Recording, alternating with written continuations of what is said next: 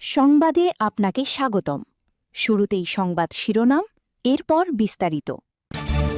তেলাপোকা আন্দোলনের সাফল্যে মোদী সরকারের সামনে নতুন চ্যালেঞ্জ। তুরস্ককে F-35 দেওয়া নিয়ে নেতানিয়াহুর আপত্তি উড়িয়ে দিলেন ট্রাম্প। মালিকের দাদির লাশের পাশে 29 দিন, ধ্বংসস্তূপ থেকে জীবিত উদ্ধার কুকুর। 6 দশকের মধ্যে ভয়াবহ বন্যায় বিপর্যস্ত আসাম, ঘর ছাড়া লাখো মানুষ। দর্শক, এতক্ষণ শুনছিলেন সংবাদ শিরোনাম, এখন বিস্তারিত। আপনি যদি মুসলিমদের পাশে থাকতে চান তাহলে ভিডিওতে লাইক করে চ্যানেলটি অবশ্যই সাবস্ক্রাইব করে দিবেন। এখন বিস্তারিত। তেলাপোকা আন্দোলনের সাফল্যে মোদী সরকারের সামনে নতুন চ্যালেঞ্জ। ভারতের রাজধানী নয়াদিল্লির ঐতিহাসিক যন্তর মন্তরে সম্প্রতি গড়ে ওঠা ককরোচ জনতা পার্টি সিজেপি আন্দোলন দেশটির সাম্প্রতিক রাজনৈতিক ইতিহাসে এক ব্যতিক্রমী ঘটনা হিসেবে আলোচিত হচ্ছে।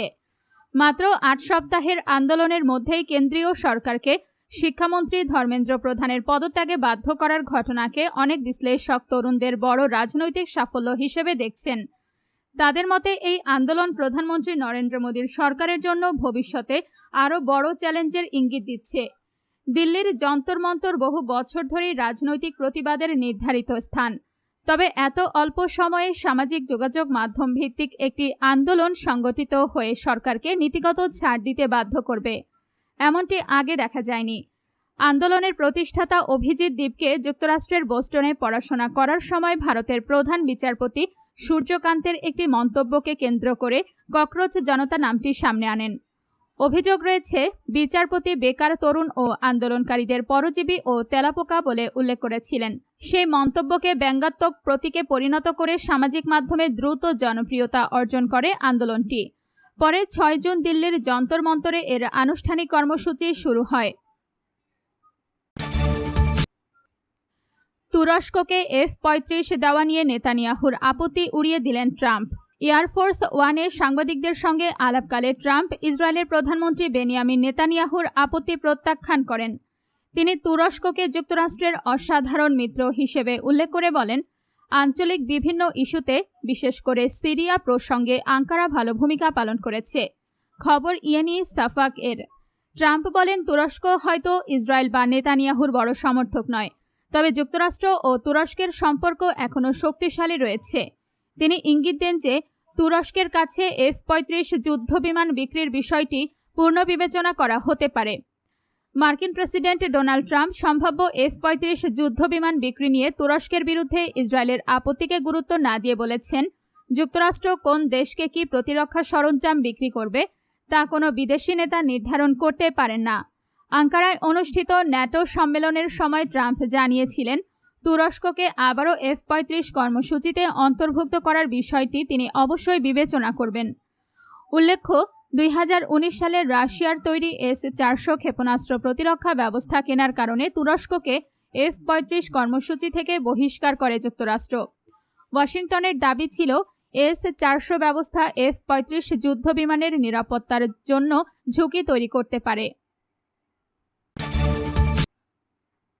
মালিকের দাদির লাশের পাশে 29 দিন, ধ্বংসস্তূপ থেকে জীবিত উদ্ধার কুকুর। ভেনেজুয়েলায় ভয়াবহ ভূমিকম্পে ধসে পড়া একটি ভবনের ধ্বংসস্তূপে টানা 29 দিন আটকে থাকার পরে জীবিত উদ্ধার করা হয়েছে বেইলি নামের একটি পোষা পুডল কুকুরকে। উদ্ধারকারীরা এই ঘটনাকে অলৌকিক বলে উল্লেখ করেছেন। স্থানীয় সংবাদ মাধ্যমের প্রতিবেদনে বলা হয়, গত সপ্তাহে উদ্ধারকর্মীরা ধ্বংসস্তূপের ভেতর ধুলোয় ঢাকা অবস্থায় বেইলিকে খুঁজে পান। সে তার মালিকের মৃত দাদির লাশের পাশে কুঁকড়ে শুয়েছিল। গত 24 জুন ভেনেজুয়েলার বন্দরনগরী কাতিয়া লামারে 7.2 এবং 7.5 মাত্রার পরপর দুটি শক্তিশালী ভূমিকম্প আঘাত হানে। এতে ভবনটি ধসে পড়ে এবং বেইলি ধ্বংসস্তূপের নিচে আটকা পড়ে। চিকিৎসকদের ধারণা, প্রায় 1 মাস খাবার ও পানি ছাড়া আটকে থাকলেও বেইলি পুরোপুরি সুস্থ হয়ে উঠবে। তার চোখে কিছু আলসার দেখা দিলেও প্রয়োজনীয় চিকিৎসা দেওয়া হচ্ছে। পশু চিকিৎসক মির্না বলেন, এটি সত্যি একটি অলৌকিক ঘটনা। এতদিন পরও সে জীবিত রয়েছে, যা অবিশ্বাস্য। চোখে কিছু ক্ষত রয়েছে, তবে দ্রুতই সে সুস্থ হয়ে উঠবে বলে আশা করছি। ভূমিকম্পে বেইলির 11 বছর বয়সী মালিক ভিক্টোরিয়া ইসাবেল রেঙ্গেল তার মা ও দাদিকে হারিয়েছে। পরে উদ্ধার হওয়া বেইলির সঙ্গে তার পুনর্মিলন হয়েছে। বর্তমানে তারা একটি উদ্ধার কেন্দ্রে অবস্থান করছে। বেইলি একমাত্র প্রাণী নয় যাকে জীবিত উদ্ধার করা হয়েছে। 6 দশকের মধ্যে ভয়াবহ বন্যায় বিপর্যস্ত আসাম, ঘর ছাড়া লাখো মানুষ। ভারতের উত্তর পূর্বাঞ্চলীয় রাজ্য আসামে কয়েক দশকের মধ্যে সবচেয়ে ভয়াবহ বন্যায় প্রাণহানি ও ক্ষয়ক্ষতির পরিমাণ দিন দিন বাড়ছে। টানা ভারী বৃষ্টি ও নদীর পানি অস্বাভাবিকভাবে বেড়ে যাওয়ায় লাখো মানুষ ঘর বাড়ি হারিয়ে আশ্রয় কেন্দ্রে মানবেতর জীবন কাটাচ্ছেন। রাজ্য সরকার বলছে গত 60 বছরের মধ্যে এটি সবচেয়ে ভয়াবহ বন্যা।